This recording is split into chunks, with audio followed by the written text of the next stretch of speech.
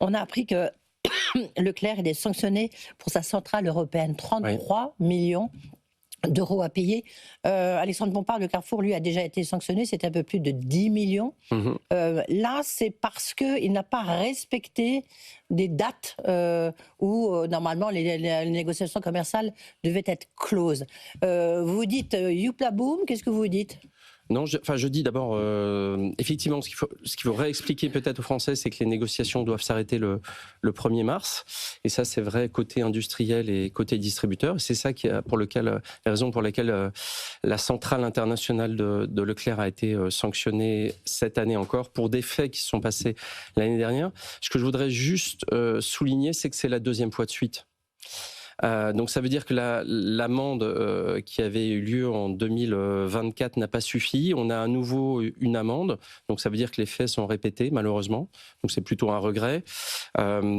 Et quand on regarde le montant de l'amende et qu'on le rapporte finalement au nombre d'industriels concernés, le montant est inférieur. Donc je crains malheureusement que ce soit pas suffisant pour changer les pratiques. Et donc vous demandez plus, qu'est-ce que vous demandez? Non, ce qu'on demande en fait, c'est que la loi soit respectée tout simplement, qu'il y ait des contrôles. Oui, mais donc elle n'est pas respectée qu'il y ait des d'après ce que sanctions. vous dites. Hein. Voilà, et quand elle n'est pas respectée, qu'il y ait des sanctions, c'est normal. Donc c'est ce qui se passe. C'est ce qui se passe. Oui. C'est ce qui se passe. Mais s'il recommence et que finalement il gagne plus d'argent en ne respectant pas la date butoir, la fameuse date butoir, on va y revenir bien sûr, du 1er mars, là c'était 2025, et il gagne plus d'argent en fait en passant outre la loi, c'est ça que vous nous dites? Effectivement, s'il continue malgré les sanctions, c'est qu'effectivement il y trouve un gain économique. Je voudrais juste dire sur Eurelec... Eurelec, c'est donc la centrale c'est la centrale d'achat de Leclerc qui est basée en Belgique, voilà. Qui est une centrale commune à Leclerc en France, un des plus gros distributeurs allemands rêvés en Allemagne.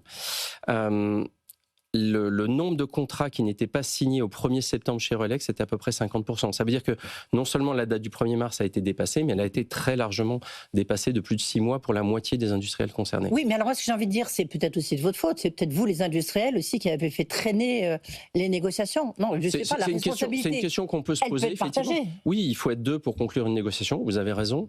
Maintenant, quand on regarde, ce qu'il faut bien comprendre, c'est la notion de déséquilibre.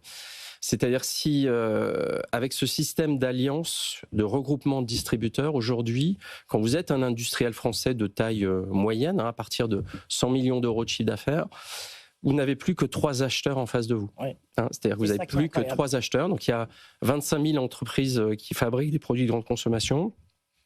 Vous avez tout un écosystème de fournisseurs. Vous avez 400 000 agriculteurs. Il vous reste 3 acheteurs qui ont finalement la main sur les produits que vont acheter les 30 millions de ménages français. Donc on a une hyper concentration. Donc on pourrait se dire c'est de la faute de l'industriel si on ne trouve pas d'accord, mais en fait quel est l'intérêt d'un industriel de ne pas trouver un accord avec un client qui pèse à minima 30% de son chiffre d'affaires? Le risque il est beaucoup trop important.